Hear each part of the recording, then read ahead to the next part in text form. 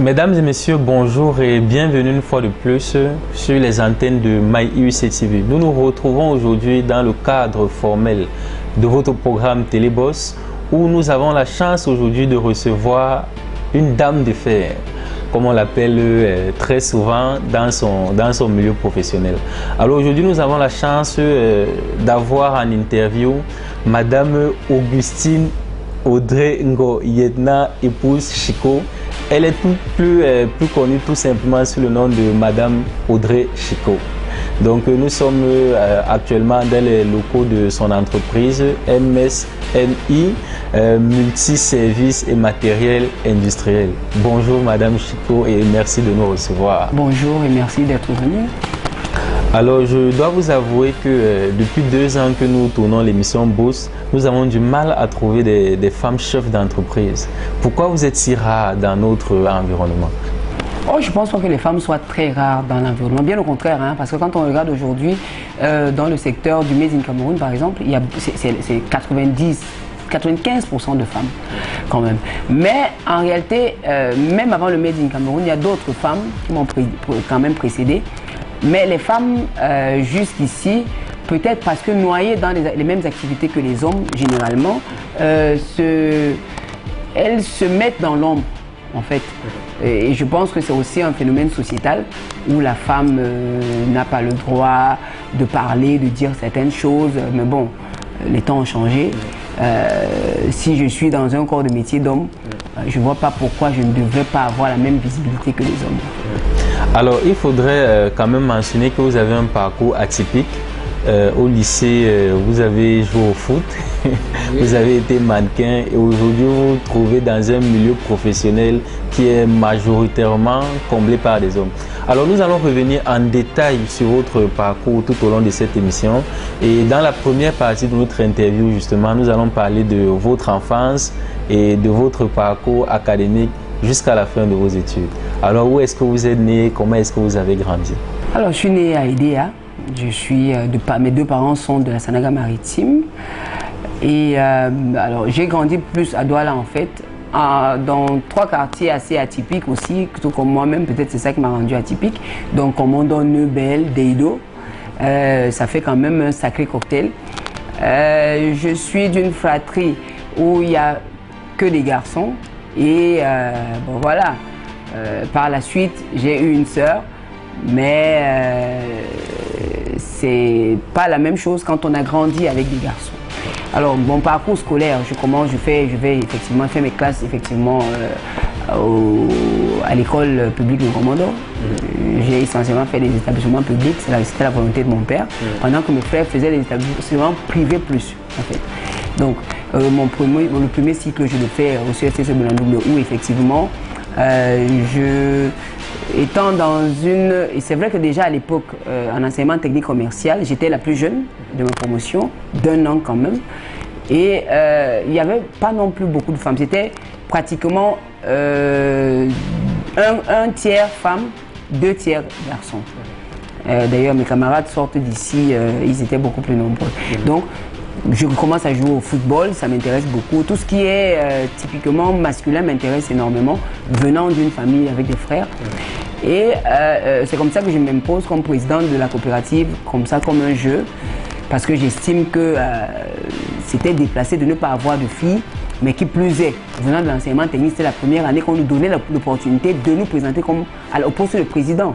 C'était pratiquement impossible les années d'avant. Je me suis présenté et je suis passé contre toute attente, ce qui a valu un conseil spécial des enseignants parce que ça ne s'était jamais vu, mais aucune loi ne l'interdisait. Donc il n'y avait pas, on n'avait pas de sexe, de genre dans ce poste-là.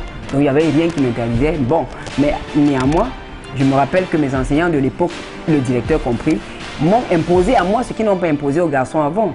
Ça veut dire que je devais maintenir mes résultats scolaires au même niveau pour rester présidente de la coopérative, ce que j'ai tenu. Mais toujours pour rester dans votre enfance quand même, disons, moi j'ai du mal à vous cerner un peu quand je lis votre histoire. Tout simplement parce que vous étiez ce genre de fille-là qui jouait au foot comme les garçons, mais qui en même temps était dans le mannequinage. Comment est-ce que vous arrivez à jouer sur ces différents tableaux? Bon, je pense que c'est l'histoire de ma vie, ça, en fait. C'est que, c'est-à-dire que j'ai une grande attirance pour tout ce qui est masculin, parce que je pense que j'ai été bercée par tout ce qui est masculin. On m'a élevé comme un garçon, mais en même temps, de l'autre côté, j'éprouve le besoin d'élever ma féminité, en fait. Et puis, bon, c'est pas comme aujourd'hui, à l'époque, j'avais le corps qui allait avec et tout. Et ça m'est tombé dessus aussi comme ça. Un jour, en fait, j'allais accompagner une amie qui, elle, faisait déjà, elle était déjà mannequin. Moi, je vais l'accompagner à une séance de répétition. Bah, c'est là où le recruteur se retourne et me dit, mais vous avez le corps qu'il faut, pourquoi vous ne faites pas la même chose? Je dis, mais personne ne m'a jamais demandé. Mais il me dit, bon, allez, essayez de marcher un peu. Bah, je me mets à marcher. Il dit, mais en plus, vous marchez exactement comme il faut. Et il appelle les élèves, il leur dit, mais regardez comment elle marche. Moi, je vous demande depuis de marcher et elle marche normalement. Et voilà comment c'était parti. Bon, mais je ne l'ai pas fait longtemps quand même, parce que mon père recadrait toujours. Je voulais faire du foot pro. Il m'a recadré.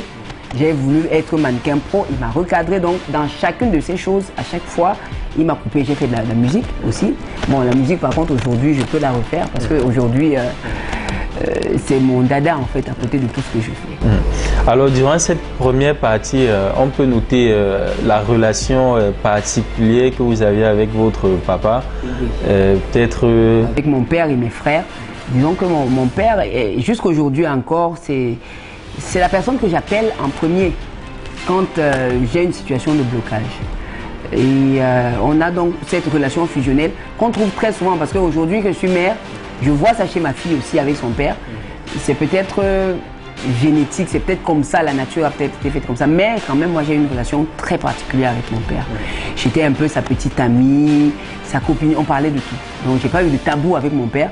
Je pense que c'est pour ça aussi que dans la société, à l'heure actuellement où je me suis fondue, j'estime que je n'ai pas à avoir de tabou. Et quel rapport entreteniez-vous avec votre maman par contre?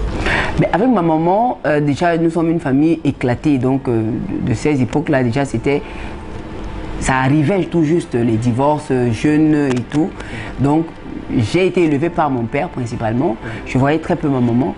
Donc j'ai une relation un peu détachée avec ma maman, dans la mesure où j'ai beaucoup de mamans. Mon père a eu beaucoup de femmes, donc j'ai beaucoup de mamans et chacune d'entre elles a une place dans ma vie. Mais j'ai une relation quand même assez détachée. En fait, je pense que je donne à ma maman la place de la maman, mais j'en donne autant aux autres femmes de mon père. Voilà.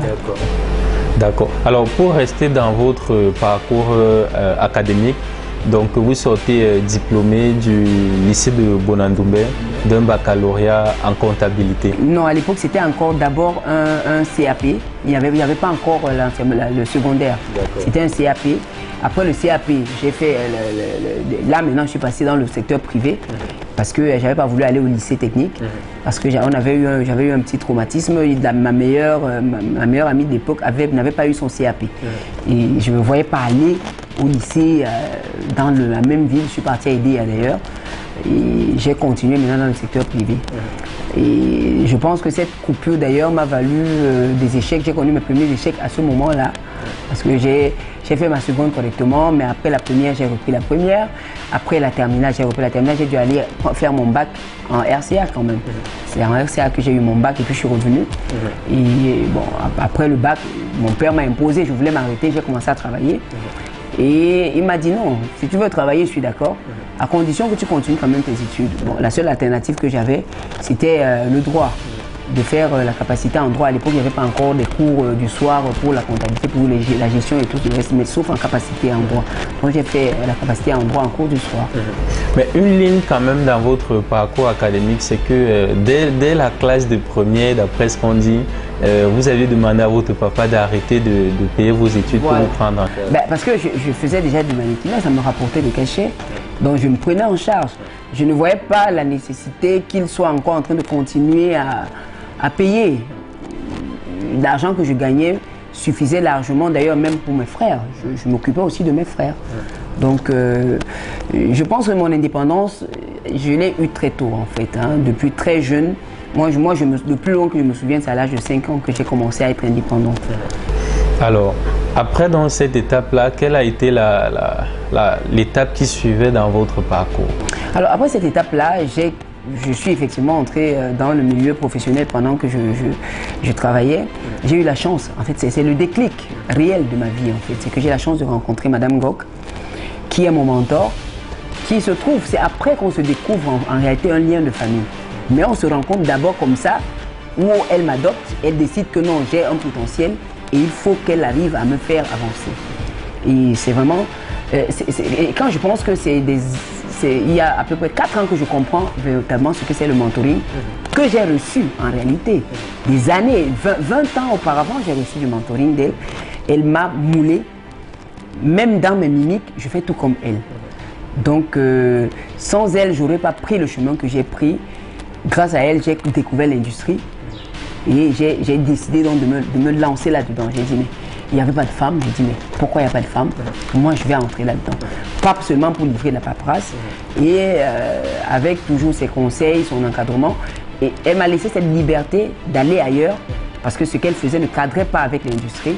Donc, elle m'a laissé la liberté d'aller ailleurs pour véritablement entrer dans l'industrie. Et voilà. Et je pense que c'est grâce à cette chance-là qu'aujourd'hui, je comprends véritablement la nécessité pour les jeunes d'avoir un mentor. Parce que moi, ce que je suis aujourd'hui, franchement, c'est en grande partie grâce à l'éducation que j'ai reçue, mais à ce mentoring que j'ai reçu à ce moment-là. Alors, mais avant de lancer l'entreprise MSMI et de connaître disons le parcours que vous avez aujourd'hui, vous avez quand même complété votre background déjà à l'époque à travers des formations d'appui, notamment des voyages voilà.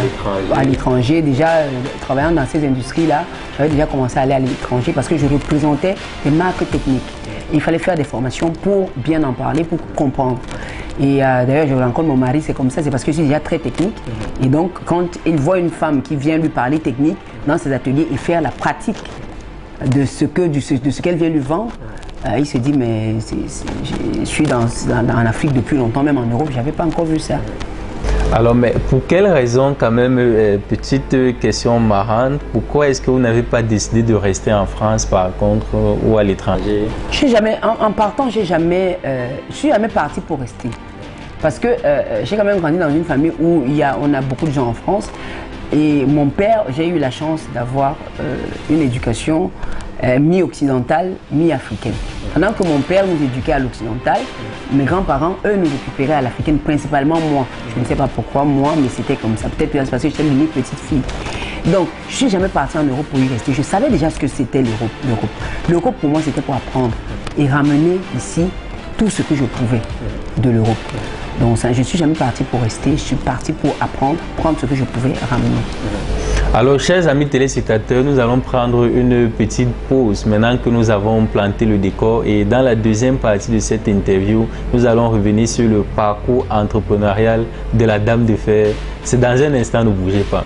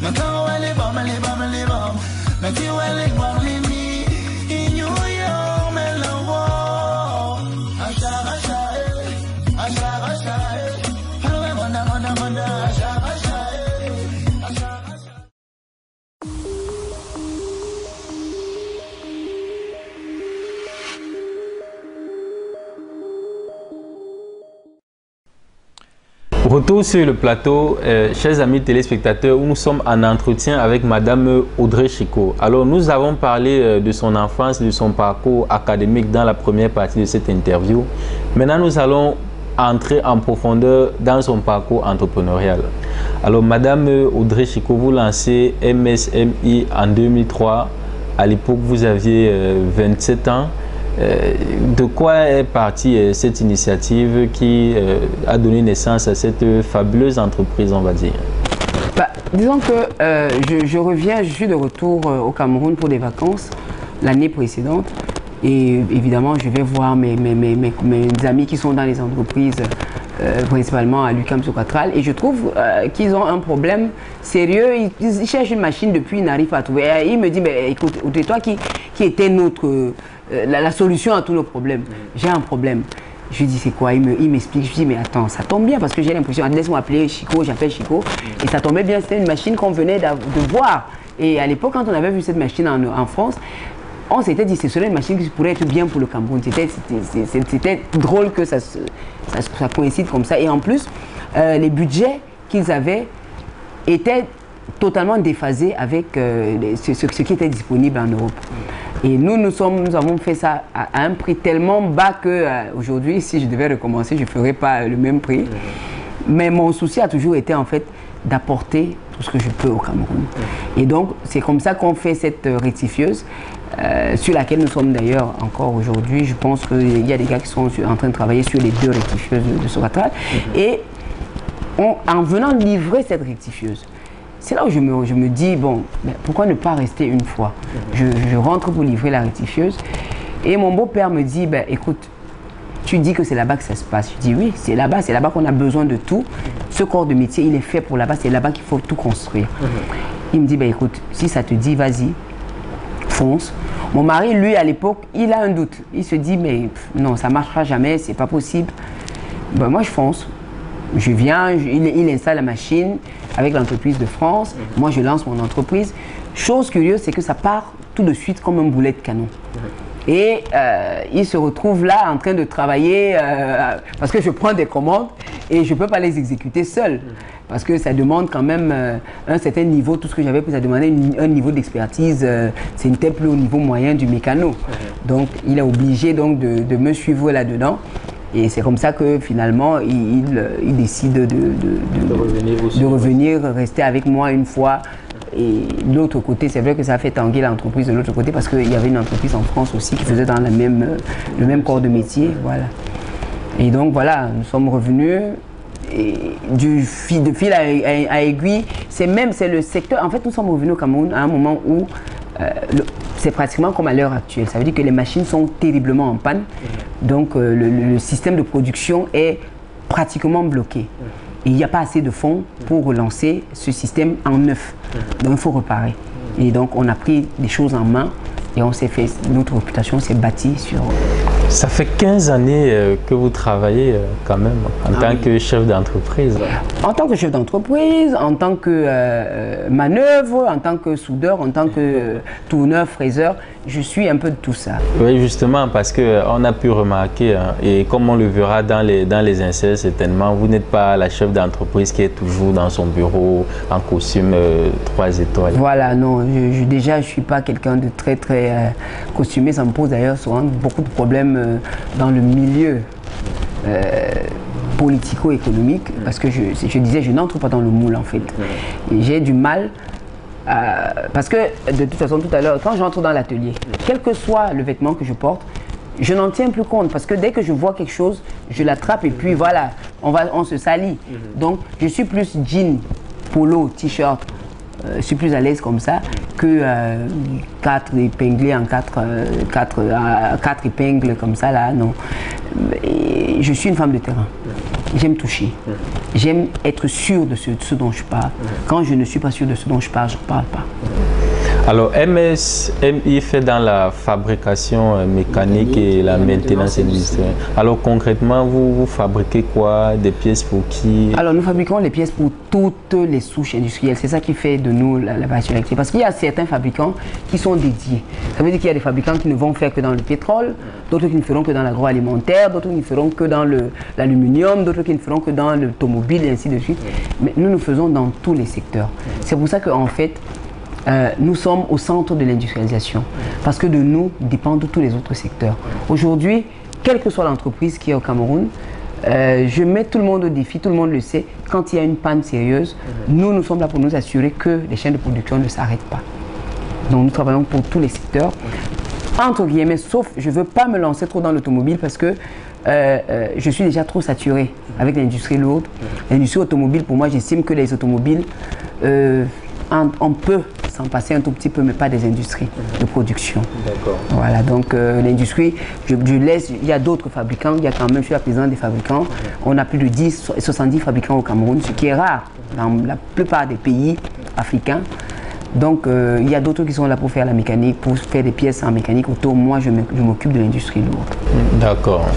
Et vos clients sont notamment des grandes entreprises du pays? Les grandes entreprises, toutes les grandes entreprises du pays, les grandes et les moyennes entreprises. Parce que en fait, je prends en tant que présidente et donc coordinatrice du milieu du secteur de la fabrication et la maintenance, je me dois de laisser un certain équilibre dans des travaux.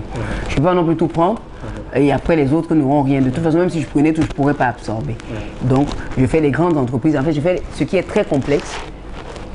Ce pourquoi nous refusons, je refuse aujourd'hui qu'on continue d'appeler des expats pour le faire localement, parce que j'estime qu'on a beaucoup formé, on a suffisamment d'expertise pour le faire localement. Dommage qu'on ne soit pas encore arrivé à un certain seuil, parce que même mes collègues des autres fabricants ont le niveau requis pour faire beaucoup de travaux qu'on exporte encore. Bon, j'espère que petit à petit, nous sommes en train de comprendre. Ça vient très lentement, mais j'espère que peut-être le président de la République, à un moment donné, va cogner véritablement du poing sur la table pour que l'industrialisation démarre. Si ce secteur n'est pas véritablement remis sur les rails, on ne pourra pas avoir une industrialisation solide. Mais quelque part aussi, on dit le secteur industriel, c'est le secteur bien gardé des hommes les plus puissants du monde, entre guillemets, parce que... Si c'est leur secteur, ça veut dire que moi aussi je suis destinée à être l'une des plus puissantes du monde. Donc il n'y a pas de raison. Moi je dis souvent, la responsabilité n'a pas de genre. Encore que les femmes s'avèrent plus attenantes à leurs responsabilités que les hommes. Je ne parle pas de la fonction publique. La fonction publique, j'en sais rien. Mais dans le secteur privé, les femmes, tout ce qu'elles font, c'est comme quand elles font des bébés. On fait un enfant, on veut qu'il grandisse, qu'il devienne quelqu'un.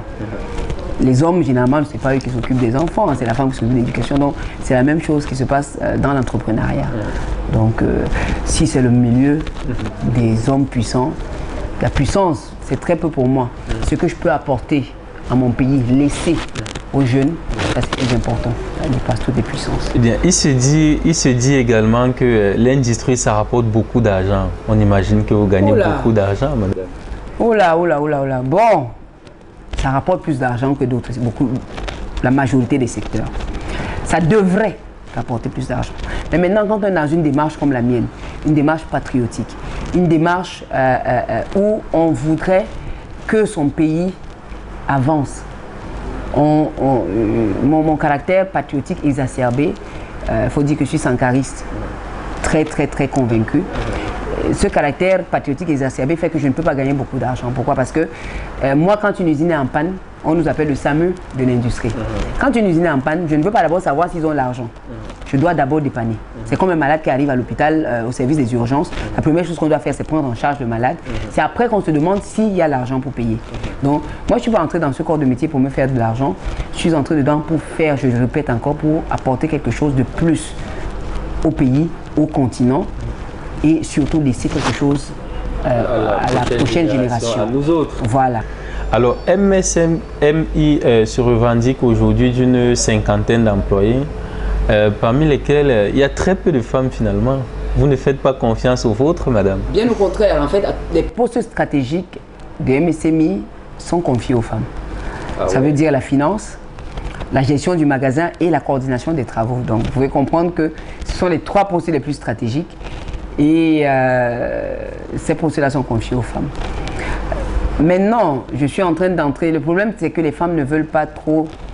Les filles, les jeunes femmes qui sont dans les métiers techniques pensent que quand elles sortent de là, il faut qu'elles aillent dans un bureau d'études ou rester là à faire, à donner des instructions. De bureau et donner des instructions, non. Et je suis en train d'essayer de me battre pour que les filles entrent véritablement dans le travail de terrain. Parce que nous avons une meilleure capacité organisationnelle que les hommes. C'est pour ça qu'aujourd'hui, on a, en plus des 6 femmes présentes au niveau de l'administration, on a 3 au niveau des sections techniques. Donc, je reprends la formation, mais cette fois, je mets un accent sur les jeunes filles.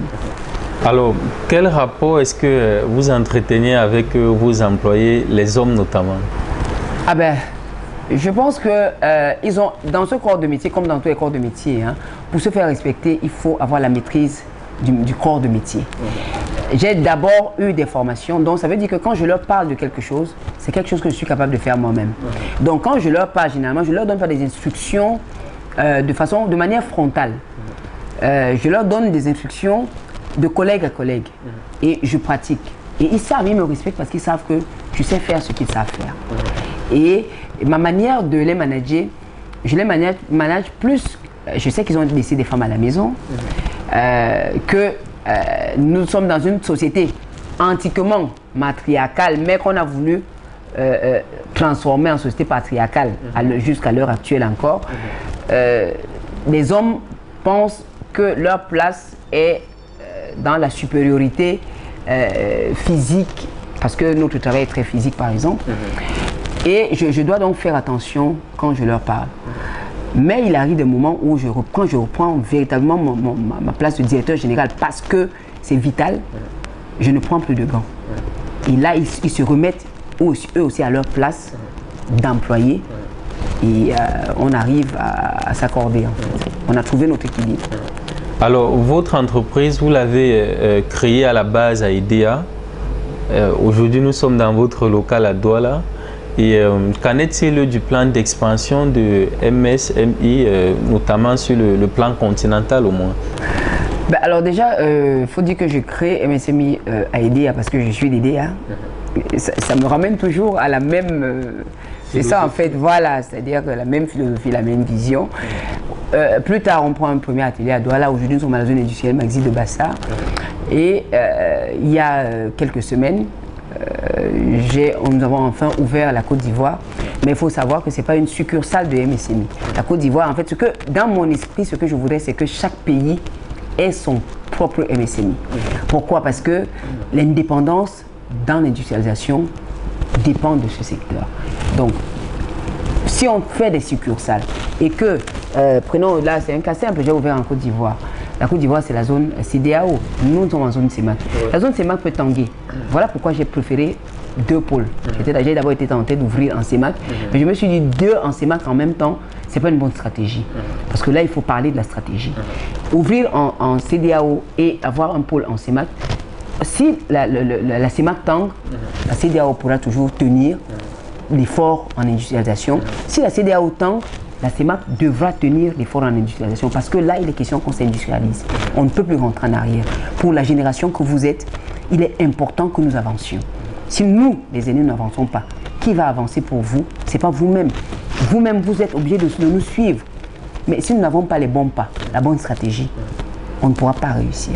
Alors, pourquoi avoir choisi la Côte d'Ivoire et pas le Sénégal ou un autre pays, par exemple? J'ai essayé le Sénégal. À l'époque où j'y étais, c'était pas comme aujourd'hui en réalité et il n'y avait pas les mêmes infrastructures. Il faut dire que la Côte d'Ivoire, sur le plan infrastructure, c'est un géant. Hein, c'est un géant.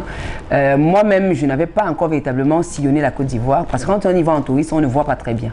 Maintenant, quand on y va en tant qu'industriel, là, j'ai vu les 4 zones industrielles et la Côte d'Ivoire m'a pratiquement appelé, disons, Vous me direz que les autres aussi vous ont appelé, pourquoi vous n'êtes pas allé chez eux.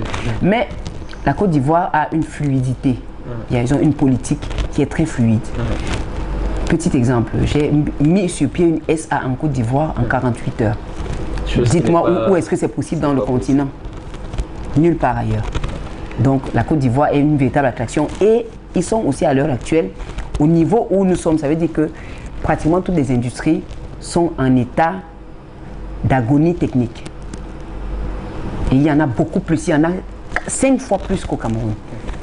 D'où la Côte d'Ivoire. Donc mon choix, il est là. Et puis, je vous dis, l'encadrement gouvernemental en Côte d'Ivoire incite à y aller. Alors, sur votre page Facebook, vous avez vanté les mérites du travail industriel, loin du système politique dont on nous parle dans les médias à peu près tous les jours aujourd'hui. Vous êtes vraiment très loin de cette sphère-là. Ah oui. J'ai un avis, j'ai un point, mais j'estime que mon travail, c'est plus dans la stratégie industrielle. Parce que là aussi, c'est de la politique. Mais au moins, c'est de la politique efficace. Ce n'est pas de la politique de bavardage, c'est du concret.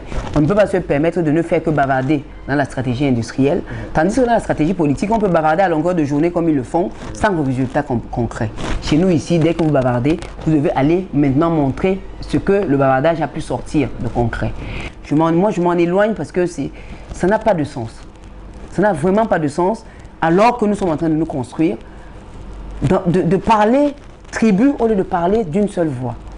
De parler francophone, anglophone, des choses qui ne sont même pas propres à nous à la base. Alors que vous êtes pour les solutions. Moi, je suis pour les solutions concrètes.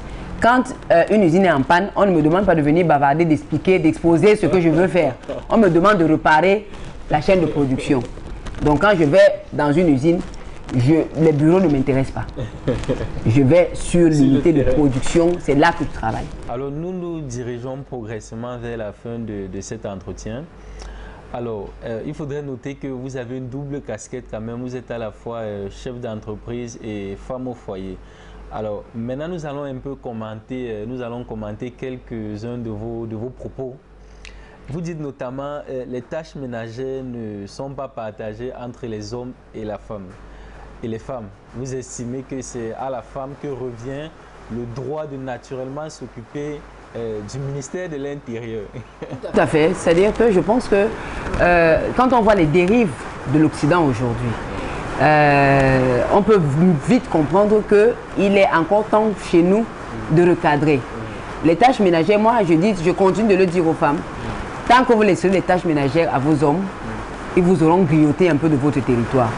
Soyons malignes, grignotons un peu de leur territoire, mais pour les aider, parce que là aussi c'est un problème. Je ne suis pas dans l'industrie pour faire égal à homme. Mon mari est mon employé, mais il y a ce respect qui reste. Quand je rentre à la maison, je redeviens la femme. Donc, il doit manger, mes enfants, je m'occupe de mes enfants. Mon mari, il ne sait pas, mes enfants, il sait où ils vont à l'école, mais il ne sait pas à quel moment on paye la scolarité, est-ce qu'il leur faut des vêtements, lui-même, est-ce qu'il lui faut des vêtements, il ne le sait pas. Je dois m'occuper de tout ça. Voilà, donc l'un n'empêche pas l'autre, bien au contraire, quand on est équilibré dans les deux, quand on est équilibré dans l'un, on est équilibré dans l'autre, ça permet d'avoir une bonne symbiose et ça fait en réalité de moi la femme que je suis. Et à côté de ça, quand même, je fais beaucoup de mentorat, je fais du mentoring. J'aime pas dire le mentorat, c'est très limité. Je fais du mentoring énormément, mais ça c'est grâce aux Japonais. On parlera peut-être un peu de ça, oui, juste en encadrer. Mais j'aide beaucoup les jeunes. J'aime être avec les jeunes.